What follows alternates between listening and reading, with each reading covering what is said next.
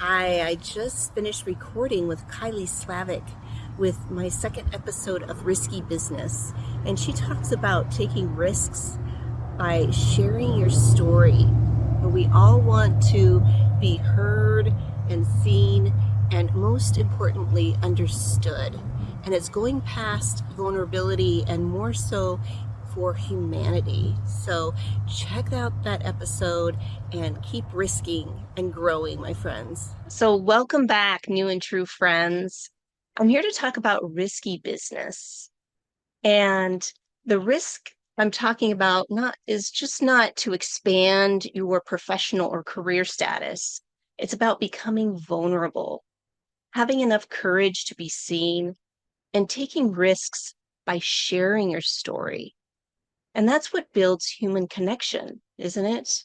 We all want to be seen, heard, and understood. And it is when we share our challenges that we face, the good, the bad, and the unforgettable. This is where actually we find ourselves and each other.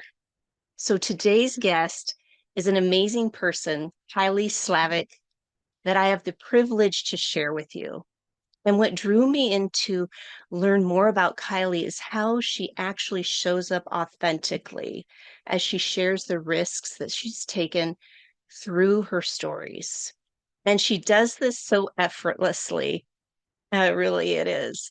As for over 12 years, Kylie has been a pioneer in the digital marketing industry and is best known for her signature storytelling processes that span across all marketing platforms. And currently, Kylie serves as the Director of Storytelling and Brand Development at Conscious Marketer, which is a full scale launch and training agency serving spiritual teachers and brands. And this is actually how I met Kylie.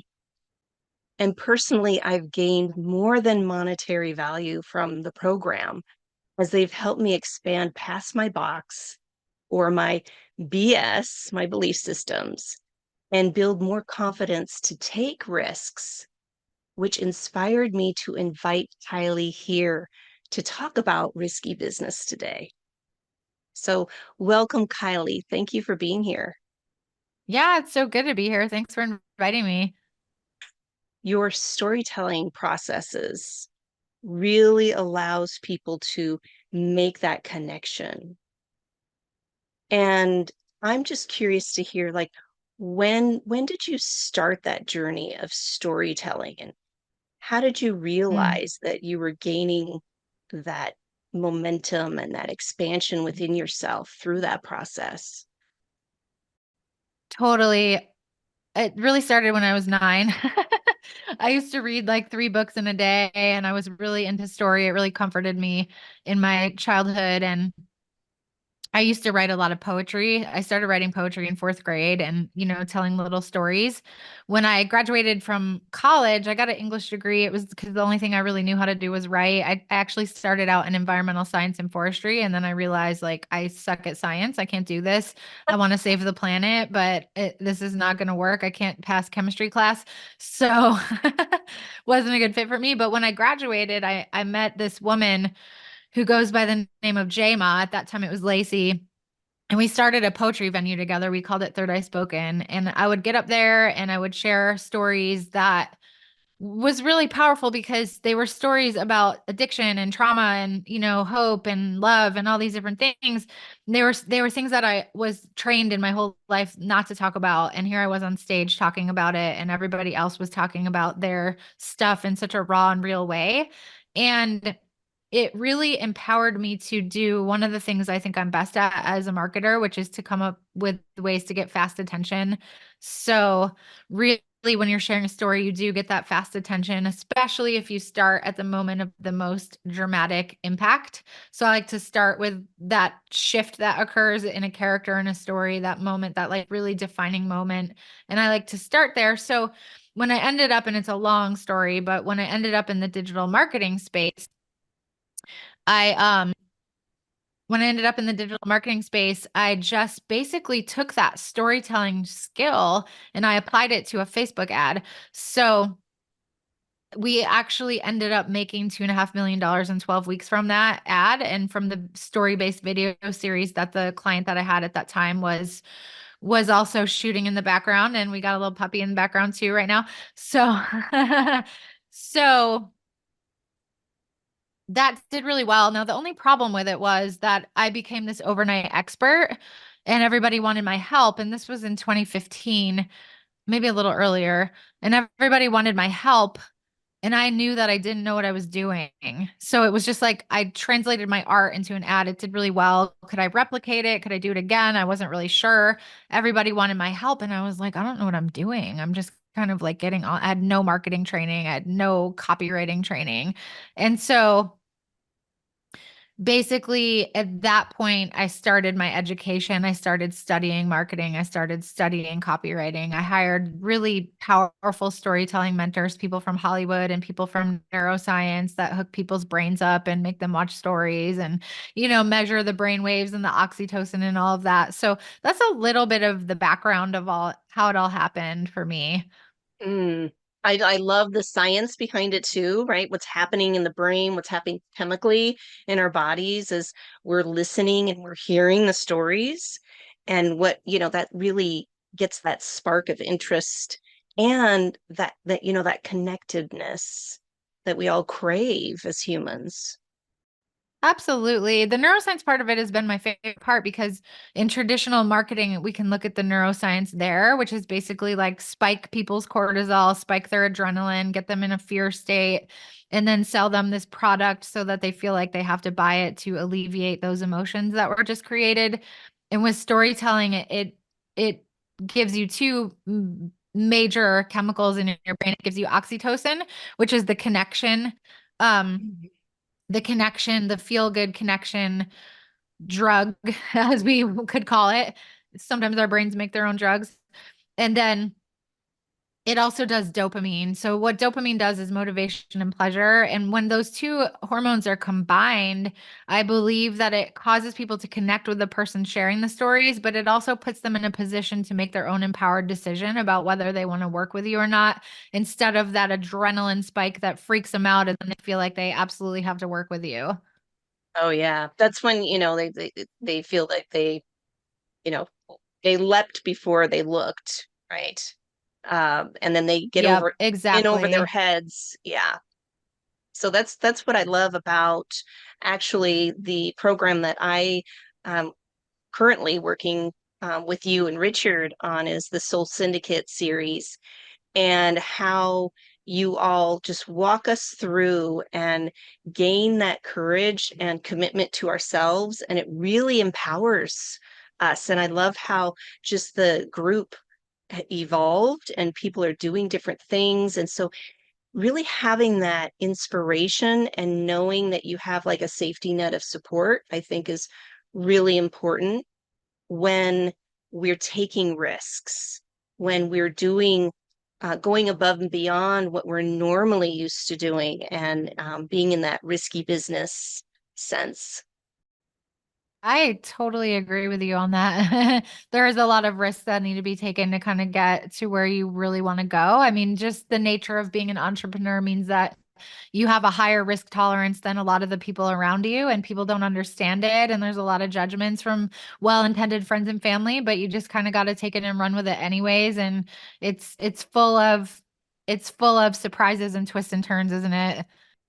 It sure is. It sure is. But the surprises for me is like, oh, look what I did. Like, wow, I actually did that. Totally. Yeah. And yesterday I was sitting in this hot spring in Desert Hot Springs, California, and I was sitting there thinking, I'm 100% satisfied with my life today. Like I'm 100% satisfied with the work that I'm doing, with the people that I'm helping. I help Conscious Marketer, obviously. I help a friend of mine who is a former Secret Service agent who's got a membership site. And I help one of my spiritual teachers who has 8 businesses and she's trying to get some of her programs out there in a bigger way. And I really feel like between those 3 things, I just feel like I'm contributing so much value. But it really started with me writing like before I did that ad campaign and before I really went off in that direction, I was writing blog posts for $4 an hour. My heat got turned off. I didn't have any food. I had no money and I just quit sort of this cush job that I had, but I knew that I needed to do something else. Like I had insurance and I had benefits and I had 401k and a great salary and it was a good job. But actually my aunt ended up getting pancreatic cancer while I was at that job and it hit me really hard. I was like, she worked her whole life off really, really hard and now she just retired and she's sick. And I was like, I have to do something with my life that really means something that really matters. And so I jumped off into shark infested waters and really didn't succeed for a long time. And then, eventually it did work out for me, but you never know what's going to happen. Yeah, you just never know. You really don't. And I love hearing your story, no pun intended there. It's about still taking those risks, even though some of the avenues, you might find a dead end or a detour, still continuing to show up for ourselves and knowing, we're inspired. We have something within us that keeps kind of pushing us forward. And we don't have to know exactly what that is or how it's going to look. It's just being able to take those little risks along the way, right? Because that's growth.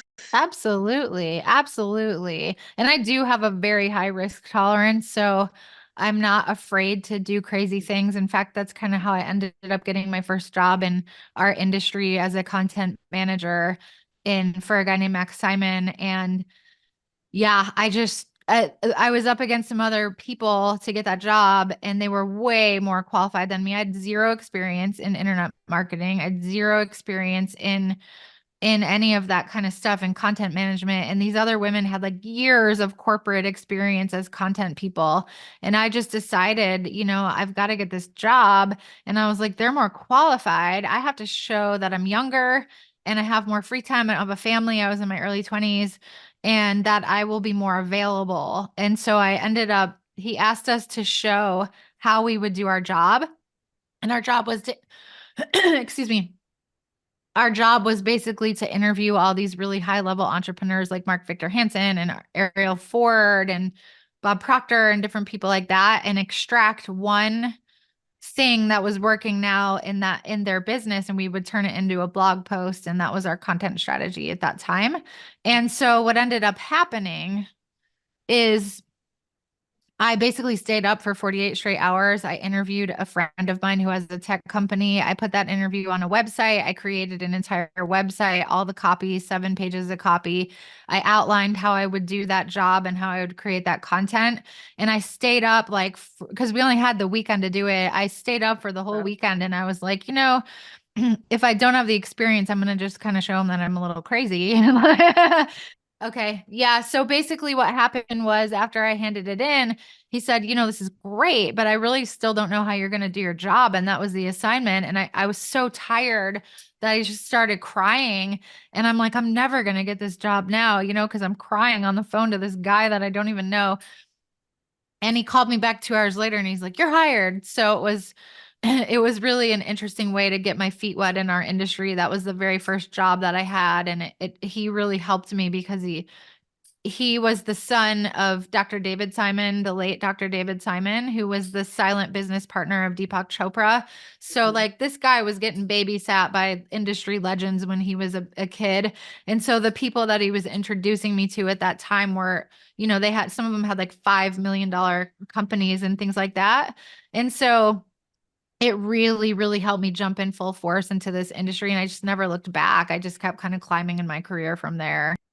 Oh, that's amazing. Right. Not looking back. I think that's also another thing that it gets in their way, to taking risks. Yeah. So, Absolutely. Yeah, absolutely. And I really try not to in my life. I'm more future focused than past focused. Honestly, I'm more like sometimes to my own detriment, as the people around me will say, but but I'm very future focused person. yes, as am I. So that's why I'm super excited to have you here. And it's just very inspiring to hear your story and know where you came from. And I think we can all relate to, you know, being vulnerable. And as you so perfectly described, just breaking down on the phone and crying and just saying, oh my gosh, what am I going to do now?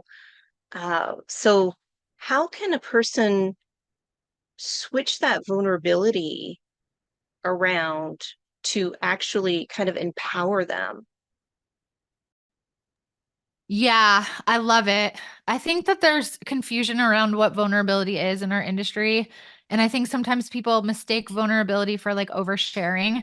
And so it used to be really popular online where you would see like trigger warning, vulnerable posts, and then it would be like this spew, right?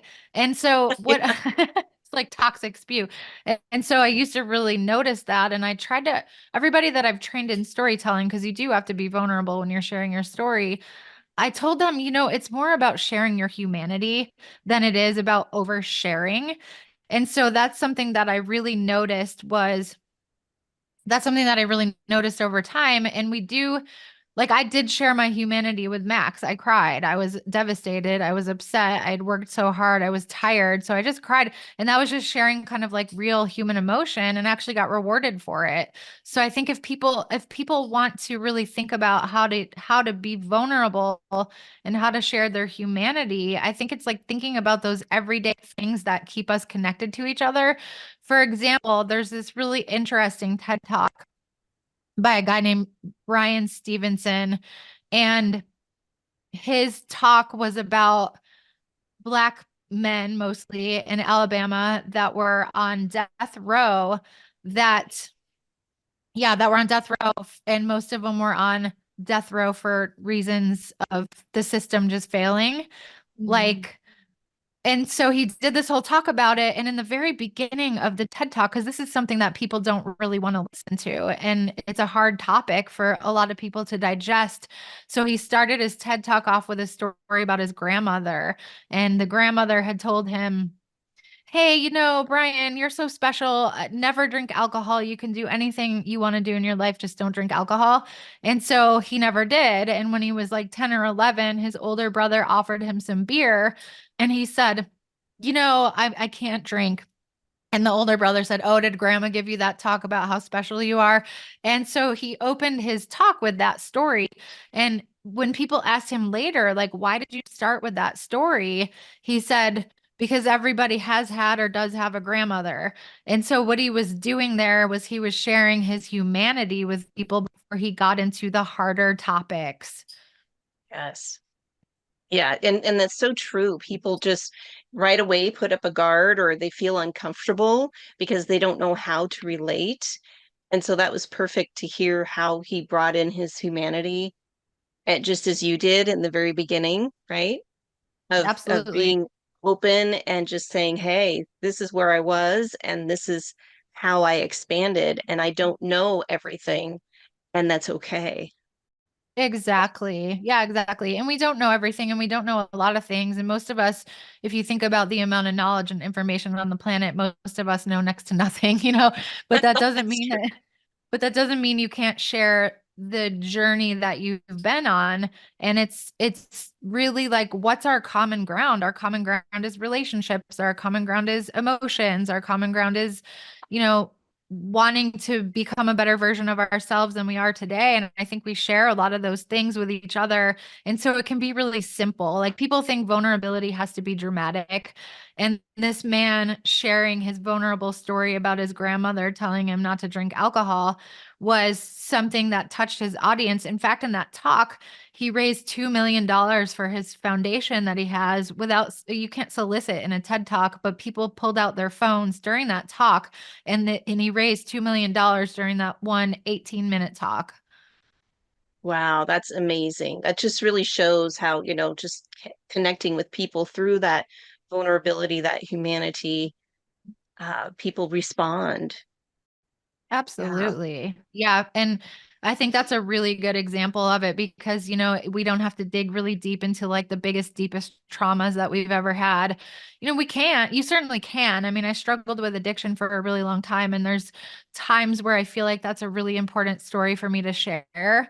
But I always tell people, like, I kind of dip in and dip out of it. Like, I share it. A lot of times I share it because I feel like people who come from places like that don't think that they can be successful.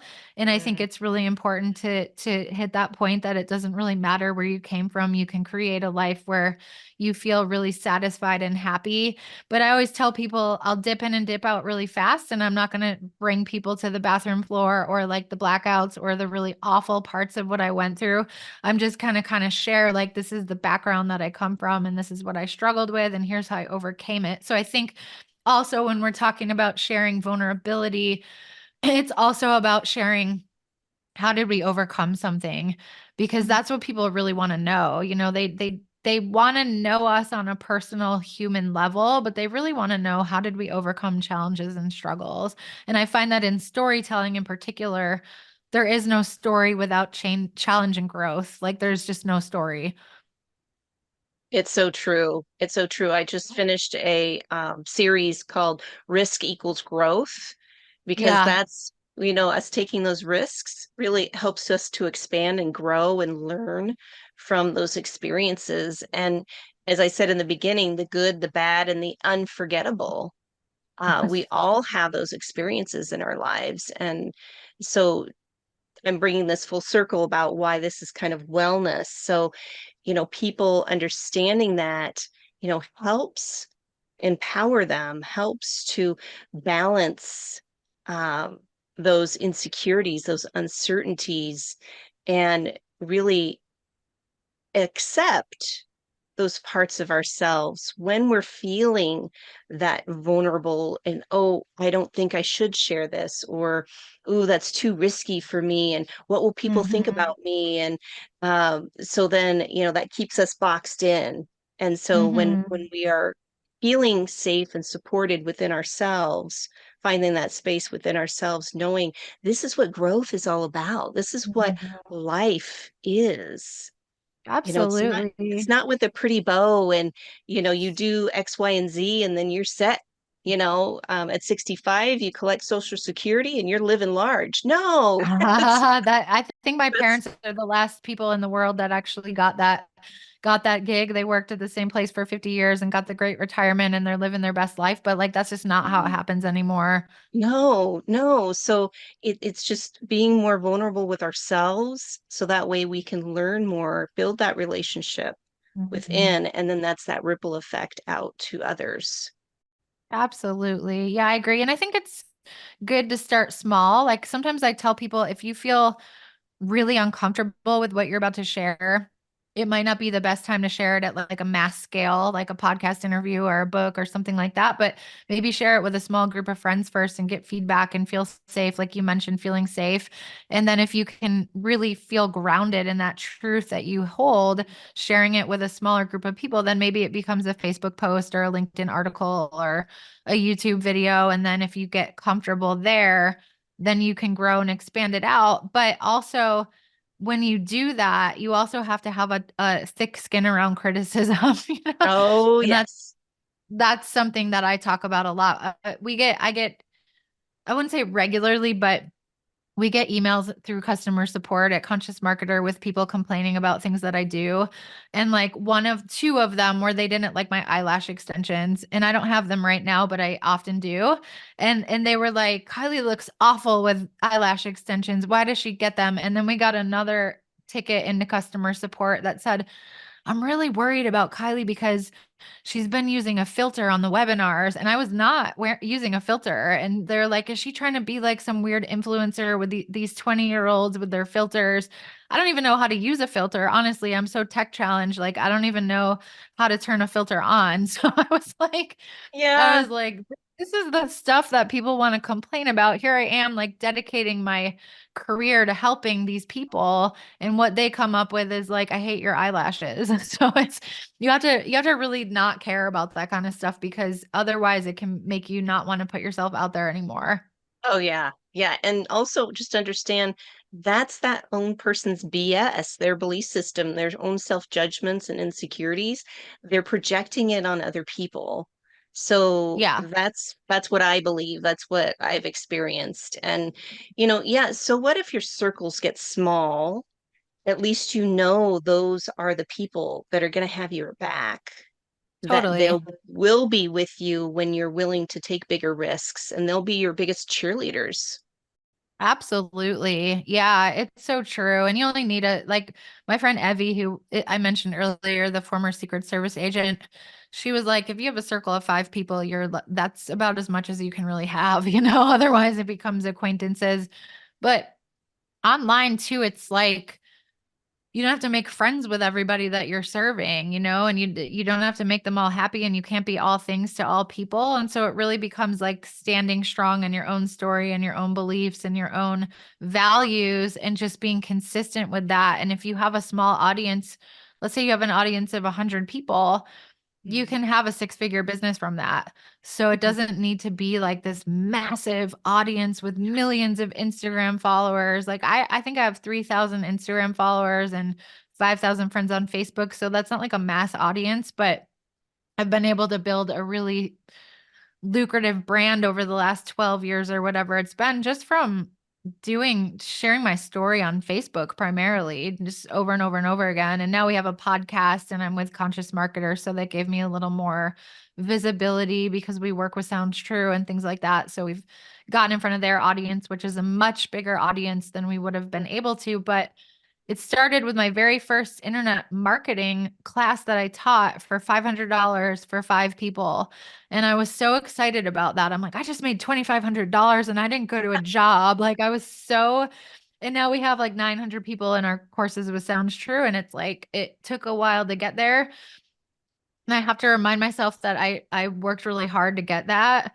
And it doesn't matter because that was a huge win for me when I got those 5 people in that first class. Like it was huge. I was like, okay, I could do this. Yeah, exactly. And then that sets you up to take the next risk, right? And to witness, and empower ourselves as we're in Hmm. that process, like you said, just keep moving forward and being there for yourself. I mean, no one else can do this for us, right? But Right, ourselves. exactly. So it was like the more you build on that ability to take a risk, the easier it becomes when the stakes are really high. Because for us, the stakes were really high that year. We thought we would lose our entire business. Yeah, and as you said that, I know that that's when the um Sounds True offered the inner MBA, and Richard was Mhm. part of that. We And did all the marketing for that. so Yeah. that's when I signed up for that inner MBA, and then that's when I started following Richard and you, and getting more traction, right? And putting myself out there and shifting it a little bit. And then when the Soul Syndicate came up, I'm like, I'm there, because of how you all, when I say all, because there's so many people on your team and you guys are amazing, Yeah. how you all show That's the up, thing. and you're real, and you're like, okay, let's talk about this. And yes, that is true, about the vulnerability and transparency, but you can do this, again, encouraging, being committed to your members is huge. Hmm. Yeah. And I feel like we are. I feel like we definitely try to over deliver in every program that we have. And the Soul Syndicate in particular is like my baby. It's one of the things that I'm most excited about in our company. So this year, I'm really excited about some of the features that we're going to be adding. I've been like staying up and thinking about it and really just contemplating it. And I feel really I feel really excited about what's to come for that community. So hopefully you'll have a good experience with that. Oh, I know I will. I'm excited for that. So, Kylie, I do have a question for you, and you kind of answered it Yeah. throughout our interview here. But how are you living with intention in your life? What is it that you do Hmm. daily practices, or what is Yeah. it that you implement to live with intention? I have a really solid meditation practice, and a lot of it comes from the Sufi lineage. I have a couple of Sufi teachers that I've been working with for a really, really long time. And so a lot of my daily practice has to do with like they do elemental breathing. That's really interesting. They do what's called a wazifa or wazaif practice, which is contemplating the different names of God in the Arabic language. And so I work a lot with that. I feel like, to be honest with you, I feel like the Sufi teachings are really more similar to what Christ was teaching than what Christianity has become today. And it's very grounded in sound and vibration and light. And so I focus a lot on that in my spiritual practice. I try to eat really healthy. I was on a keto diet for 6 years and that really worked for me. I sometimes I do intermittent fasting. I'm about to hopefully do a master cleanse with my partner who has done it for like up to 40 days. I'm like, I'm not that cool. Wow. so, so yeah, I try to stay grounded with spiritual practice every day if I can. And I try to do that. But it also, like, living with intention has to also do with our work that we do. So I'm very intentional about how I structure my work. And I kind of work in spurts. So like for a month, I'll just work straight through that whole month. I worked straight through Christmas vacation this year so that I could take a couple of weeks off afterwards. And so I'm intentional about my work-life balance as well. And this is especially true for me in this last year because a lot of my spiritual teachers are getting older and I want to spend more time with them. Mhm. And I want to spend more time with the people in my life that I really care about. And before this past year, it was all career and it wasn't balanced at all. But now I'm like, living with intention to me also means having those different areas of my life really being fed. So, and that helps me with my creativity. So it helps me with my work anyways. It's not why I'm doing it, but it does help. And having those pauses and those breaks from the daily grind, it can be really good, especially because my role is totally as a creative. I have to write copy and I have to teach and come up with teaching materials. And so finding all those little areas where I can be having more fun actually really helps me with my content creation. Yeah. As you're having fun and, keeps that creativity flowing, right? Because we're Right. open, we're Yeah. alive, we're feeling vibrant, our energy and our whole being is vibrating at a higher state. So we attract Absolutely. more, I say, downloads, more inspiration, because we are co-creating with the collective consciousness. Totally. Yeah, Yeah. I agree with that. We're just vibing here, Yeah. co-creating. This is what I love doing. This is my passion, is to connect with wonderful souls such as you and bring you forward so that people can relate, see, understand what it is to be authentic, to be present, and to witness ourselves. And that's how we, right, connect with others through this risky business. Yeah. So Yeah. Kylie, Yeah. those who are curious or want to learn more about what we talked about, Conscious Marketer and Mhm. other avenues, how can they connect with you or the programs? Absolutely. So you can go to my website, kylieslavik.com. You could go to consciousmarketer.com and you could find out a little bit more about what we do. And then the Soul Syndicate, which is not open for enrollment all the time, it's at consciousmarketer.com/membership. And it'll tell you everything that you get and how the program is structured and the bonuses and just all of that good stuff and a little bit of our story and kind of why we're doing what we're doing. It's not open all the time, but if you're hearing this podcast during a closed period where we're not taking people, just for people that are listening to this today, just email me at Kylie at Conscious Marketer and I'll see if we can just get you in the back door. So if you're interested, that's our lowest entry point. So that's a really affordable option to working with us. Once it gets into higher levels, it gets to be a bit more pricey. So if you're interested in just dipping your toe in, you can even just try it out for a month and see if you like it. Ah, it's good stuff. I'm telling you, it's good stuff. It really, we're investing in ourselves. So, Mhm. um, the conscious marketer and Kylie and Richard, they give you those stepping stones to move towards your desires and what you're wanting, and they make it easy. So I highly encourage everyone to reach out that are curious and want to connect. Yes. So thank you so Thank much, you. Kylie, for being here. I so appreciate you. It's been a joy. Yeah, thank you so much for having me. It's funny, I never know where the conversation is going to go, but we spanned the globe here today, so that was super fun. Thank you. We did. I know, I felt it.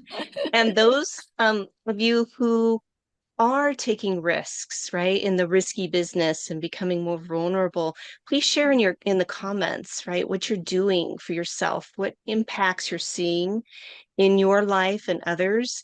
And also comment, let Kylie know what you appreciated, what she shared with us today. So until next time, my friends, be well.